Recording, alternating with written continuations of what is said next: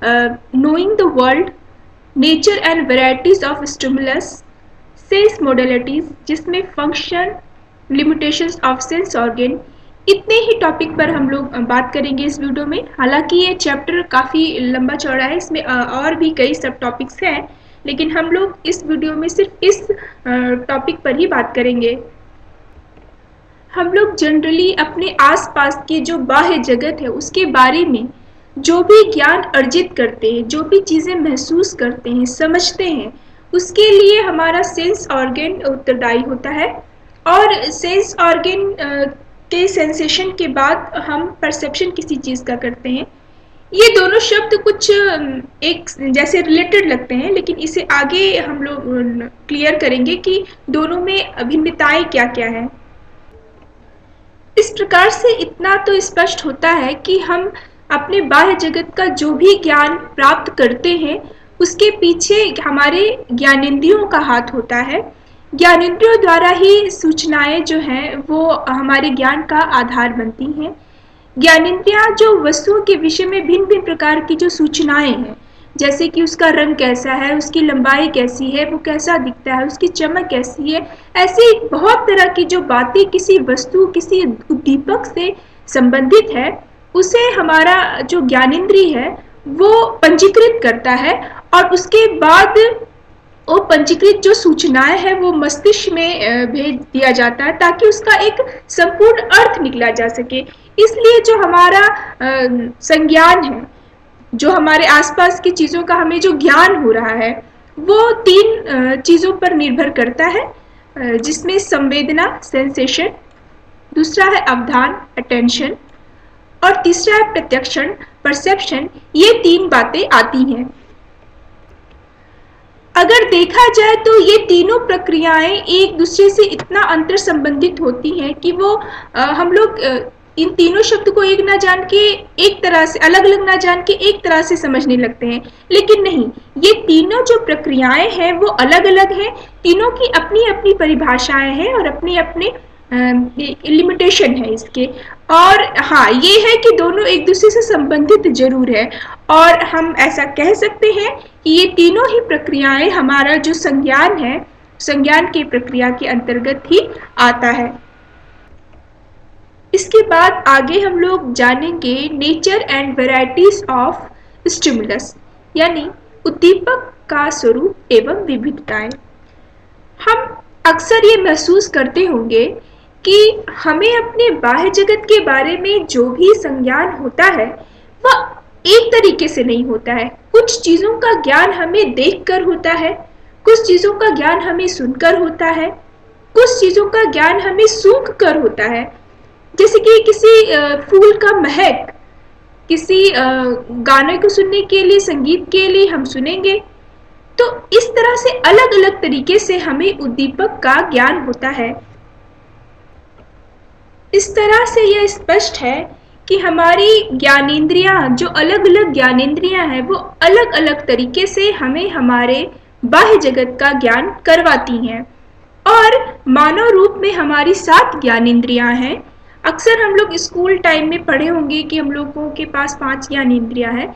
यह बात बिल्कुल सही है कि 5 ज्ञानेंद्रियां हैं, लेकिन 5 के अलावा अन्य 2 ज्ञानेंद्रियां और भी हैं, उसके बारे में आगे अभी हम लोग देखेंगे। ये जो ज्ञानेंद्रियां होती हैं इन्हें संवेदन ग्राही अथवा सूचना संग्राही तंत्र भी कहते हैं। क्यों? क्योंकि ये अलग अलग तरीके से, अलग अलग स्रोतों से, सोर्स से सूचनाओं को, इंफॉर्मेशन को ग्रहण करती हैं और उन्हें संग्रहित करती हैं। अगर 5 ज्ञानेंद्रियों की बात करें जो बाह्य जगत से सूचनाओं को एकत्रित करती हैं, उसमें हम लोग आँख, कान, नाक, जीवा एवं त्वचा को रखते हैं। इसके अलावे अगर आँख की बात करें तो आँख से दृष्टि का संवेदन होता है, और कान से सुनने का, नाक से सूंघने का, जीवा से चखने का और त्वचा से टच जो स्पर्श है उसका अनुभव होता है हमें। इन 5 ज्ञानेंद्रियों के अलावा हमारे 2 अन्य जो ज्ञानेंद्रियां हैं उसमें गति संवेदी और प्रघाण तंत्र, ये 2 आते हैं। ये दो संवेदी जो इंद्रियां हैं वो हमारे शरीर की स्थिति तथा एक दूसरे से संबंधित शरीर के अंगों की गति के विषय में सूचनाएं देती हैं। हमारी ज्ञानेंद्रियां केवल बाह्य जगत से सूचनाओं को एकत्रित नहीं करती, बल्कि उन सूचनाओं में अंतर क्या है, उनकी विशेषताएं क्या है, इसके बारे में भी हमें सूचना देती हैं, हमें अवगत कराती हैं। और इस तरह से अगर यहाँ एक उदाहरण जो दिया हुआ है कि कोई अगर प्रकाश है तो वो प्रकाश का रंग किस तरह का है, पीला है, लाल है, हरा है, चमकीला है, या नम मन उसकी जो तीक्ष्णता है, उसकी चमक वो कम है या ज़्यादा है, या फिर कोई आवाज़ कर्कश वाला आवाज़ है या मधुर आवाज़ है, संगीत जैसा आवाज़ है। इसी तरह से अन्य जो विशेषताएं होती हैं जो हमारे ज्ञानेंद्रियां ग्रहण करती हैं, तो ग्रहण की हुई सूचनाओं की विशेषताओं को भी पंजीकृत की जाती हैं हमारी ज्ञानेंद्रियों द्वारा। आगे हम जानेंगे सेंस मोडालिटीज या संवेदन प्रकारताएं को। इसमें हम लोग सबसे पहले संवेदन होता क्या है इसके बारे में जानेंगे। अगर संवेदन को परिभाषित करें तो संवेदन किसी भी इंद्रियों द्वारा, ज्ञानेंद्रियों द्वारा पंजीकृत किसी उद्दीपक या वस्तु का प्रारंभिक अनुभव होता है। इसमें हमें किसी भी उद्दीपक के बारे में एक भौतिक ज्ञान जो है वो उसका हमें पता चलता है, उसका हमें संकेतन हम करते हैं। और इसको उदाहरण दे के यूँ समझे कि जैसे किसी उद्दीपक का हमें संवेदन हुआ तो कठोर है कि नरम है, या गर्म है या ठंडा है, वो तेज है या उसका रंग कैसा है, इस तरह के जो तत्कालिक मूल अनुभव होते हैं हमारे ज्ञानेंद्रियों द्वारा, वही संवेदन कहलाता है। आगे हम लोग जानेंगे कि ज्ञानेंद्रियों की प्रकारात्मक सीमाएं क्या होती हैं, क्योंकि हमारी इंद्रियों द्वारा जो भी सूचनाएं ली जाती हैं उसकी भी कुछ सीमाएं, उसकी भी कुछ लिमिटेशंस होते हैं।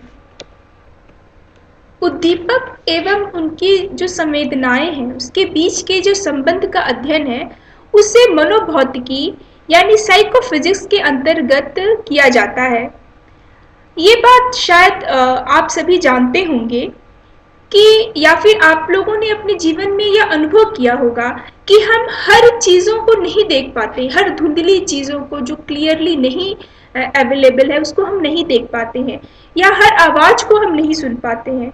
तो इसी तरह से कुछ सीमाएं हैं हमारे ज्ञानेंद्रियों के भी कि वो हर चीज़ों को नहीं एब्जॉर्ब कर पाता है।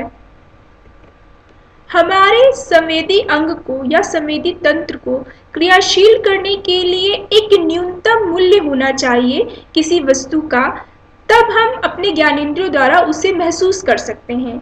अतः यहाँ एक डेफिनेशन निरपेक्ष देहली का या निरपेक्ष सीमा का है, जिसका अर्थ यह है कि किसी विशेष संवेदी तंत्र को क्रियाशील करने के लिए जो न्यूनतम मूल्य अपेक्षित होता है उसे निरपेक्ष सीमा अथवा निरपेक्ष देहली कहते हैं। मतलब ये कि एक पर्टिकुलर लाइट होना चाहिए जिसमें हम चीज़ों को देख सकेंगे। अगर रूम में बहुत ही हल्का लाइट है तो हम शायद नहीं चीज़ों को देख पाए, लेकिन लाइट को कुछ बढ़ाते बढ़ाते एक ऐसा भी सीमा आएगा जहाँ पे हम चीज़ों को स्पष्ट देखने लगेंगे। तो वो सीमा जहाँ स्पष्टता से हमें चीज़ें दिखने लगी वो निरपेक्ष सीमा या निरपेक्ष देहली कहलाएगा। यहाँ उदाहरण जो इस किताब में दिया हुआ है इसमें लिखा हुआ है कि किसी पानी का ग्लास जो है उसमें अगर हम चीनी का एक कण डालें तो हो सकता है कि उसका जो मिठास है चीनी का वो ना हमें महसूस हो, लेकिन कुछ कण और मिलाते मिलाते एक ऐसा स्तर आ जाएगा जिसमें हम पानी को पिएंगे तो महसूस होगा कि हाँ ये मीठा हो गया है। तो वह कण यानी कि कण की वह संख्या, चीनी के कण की वह संख्या जिसके बाद पानी मीठा महसूस होने लगा, मैंने एक एक कण हम मिलाते गए और चखते गए, उसको टेस्ट करते गए ग्लास के पानी को, और एक ऐसा लेवल आएगा जहां हमें महसूस होगा कि हाँ पानी मीठा लग रहा है। तो ये जो लिमिटेशंस है, ये जो स्तर है, यही निरपेक्ष देहली कहलाएगी।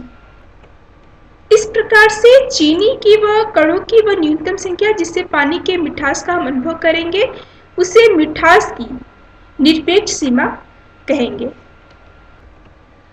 कोई व्यक्ति जो बहुत ज़्यादा मीठा खाता हो तो उसके लिए या किसी अन्य व्यक्ति के लिए, अलग अलग व्यक्ति के लिए अलग अलग तरीके से मिठास का ये जो एहसास, अभी हम लोगों ने जिस उदाहरण की बात की कि गिलास में मीठा का कण, चीनी का कण हम लोग डालते जाते हैं और कुछ समय बाद, कुछ कण डालने के बाद पानी मीठा लगने लगता है। तो कणों की जो संख्या जिससे मीठा लगने लगता है पानी, उसे हम लोग निरपेक्ष दहली कहेंगे। लेकिन यह व्यक्ति व्यक्ति पर भी निर्भर करता है। हो सकता है कि 10 कण डालने के बाद मुझे वो पानी मीठा लगे, लेकिन किसी को 9 कण चीनी का डालने के बाद ही पानी मीठा लगे, किसी को 12 कण डालने के बाद। यह थोड़ा व्यक्ति से व्यक्ति में अंतर होता है। इसलिए अगर इसको प्रॉपर करना हो कि उसकी सीमा क्या है, उसके लिए हम उसी क्रिया का, यानी कि पानी, ग्लास का जो पानी है उसमें चीनी के कण डालने की जो क्रिया है उसे हम बार बार करेंगे। और यह क्रिया करने के लिए एक ऑल एवरेज सीमा निर्धारित किया गया है, जिसमें कहेंगे कि 50% अवसरों पर चीनी के कणों की जिस संख्या से पानी में मिठास का अनुभव हो सकता है वह मिठास की निरपेक्ष सीमा होगी। मान लीजिए कि हम ऐसे ही गिलास में जो कण है चीनी का उसको डाल के इस तरह से हम लोगों ने 100 बार कोशिश की, तो उसमें अगर 50 बार ऐसा हो रहा है कि 9 कण डालने के बाद हमें पानी मीठा लग रहा है, और 50 बार ऐसा हो रहा है, तो हम कहेंगे कि 9 कण जो चीनी है वो उसकी मिठास की निरपेक्ष दहली है। इसके बाद हमारे अनुभव में एक वैसी दशा भी आती है जिसमें हम किसी दो उद्दीपक जो मिलते जुलते हैं और उनमें अंतर कर पाना हमारे लिए मुश्किल होता है, और उसको अंतर को स्पष्ट करने के लिए हम अगर कहें कि वो अंतर कैसे स्पष्ट होगा, तो उसके लिए भी यहाँ एक दूसरी डेफिनेशन है। इस डेफिनेशन के अनुसार दो उद्दीपकों के मान में न्यूनतम अंतर जो उनकी अलग पहचान के लिए आवश्यक होता है उसे भेद सीमा या भेद दहली या डिफरेंस थ्रेशोल्ड और डिफरेंस लेमन कहेंगे। इसको समझने के लिए पुनः वही एग्जाम्पल हम लोग लेंगे जो चीनी पानी वाला एग्जाम्पल। इसमें अब तक हम लोगों ने देखा कि एक लिमिट के बाद हमें महसूस होता है कि एक सादा पानी मीठा लगने लगा।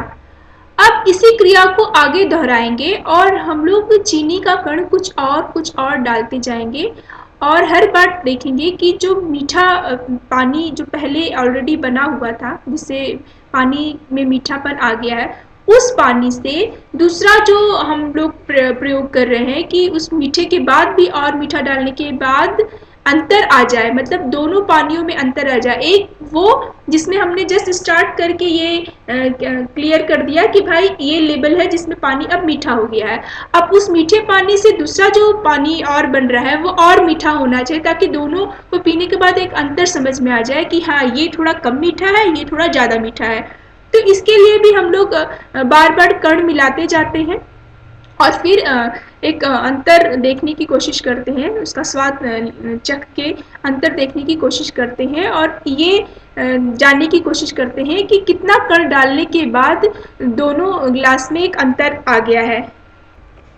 और इसी प्रकार से क्रिया को बार बार करने के बाद, कुछ कणों को मिलाने के बाद ही हमें ये अनुभव होगा कि जो पहले वाला पानी था जिसकी मिठास से दूसरा जो हम लोग कोशिश कर रहे थे वो थोड़ा और अधिक मीठा हो गया है, एक अंतर समझ में आने लगेगा।